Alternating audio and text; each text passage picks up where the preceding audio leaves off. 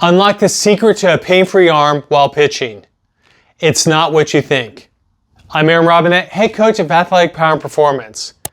I help aspiring athletes remove the roadblocks in their way so that they can unleash their athlete within. Athletic Power and Performance. Don't be a piece. Train holistically. This is the first of 5 videos I'm dedicating to arm health for the baseball pitcher. In this video, I'm discussing the foundational key to ending arm, elbow, and shoulder pain and fatigue during pitching.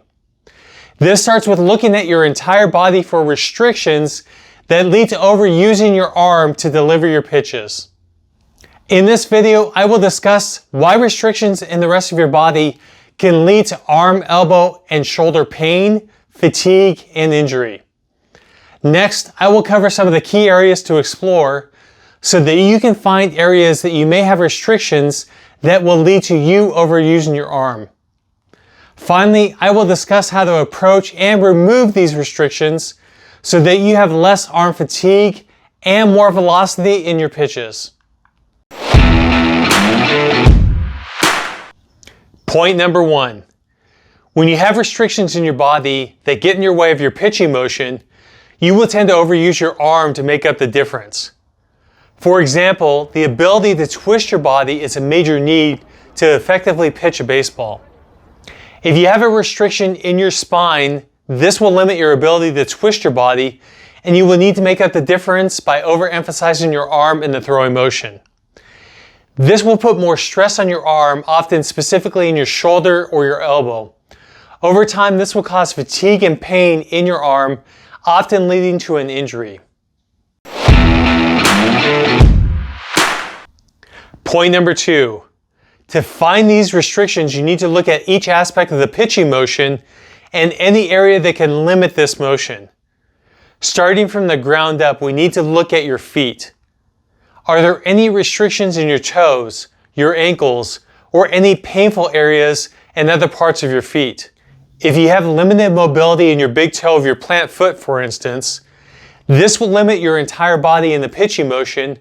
This will keep your body more upright than it should be during the pitch. This leads to overthrowing with your arm.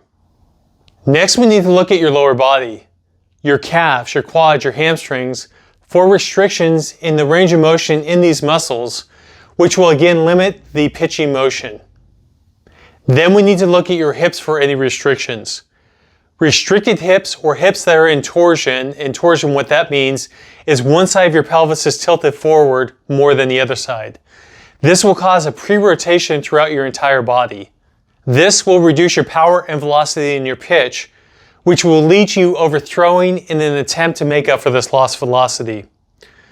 Then we need to look at your upper body for restrictions including your chest, the mid-back muscles, the upper back muscles, your neck muscles, and upper spine restrictions. Finally, we need to look at the arm itself.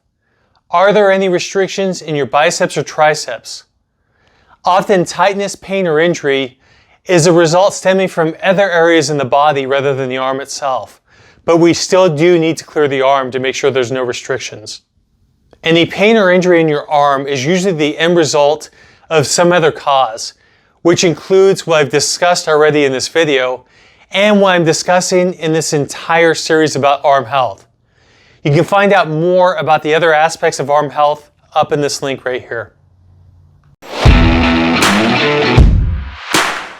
Point number 3.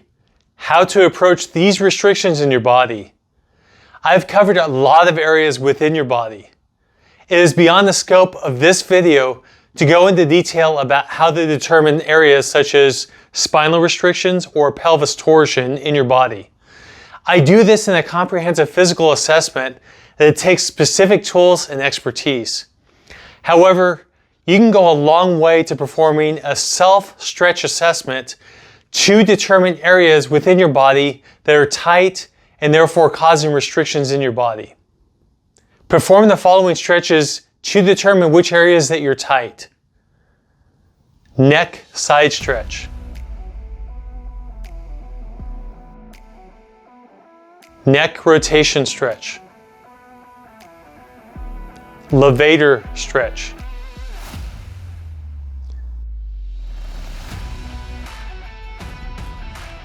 pec major stretch, pec minor stretch, scratch stretch,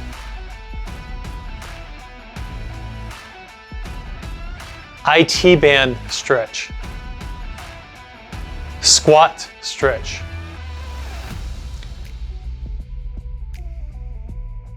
waiter's bow stretch, standing groin stretch, standing calf stretch with straight knee,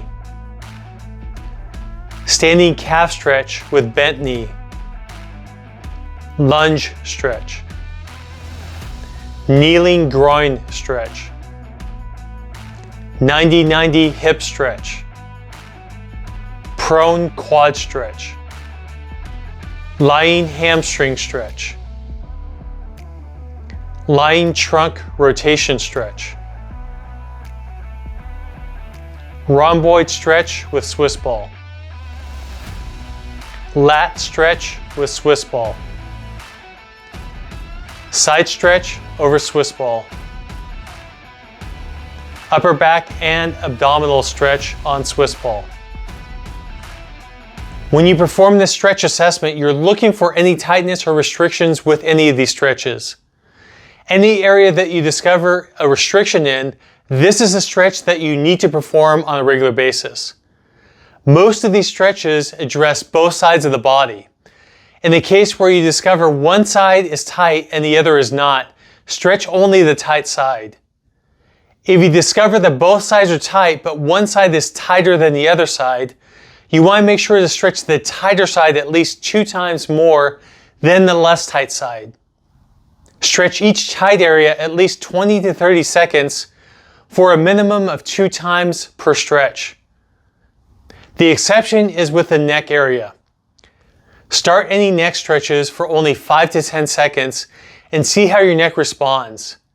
If your neck is not overly sore after a stretching session, you can add more time to the stretching, but I would recommend doing this more gradually with your neck. Your neck is a very sensitive area. In this video, I'm just scratching the surface of how to overcome roadblocks in the athlete's way. For a deeper dive into unleashing the athlete within, get a copy of my book, Athlete Unleashed. Also check out my online program and individual coaching options at athleticpowerandperformance.com. That link is in the description below.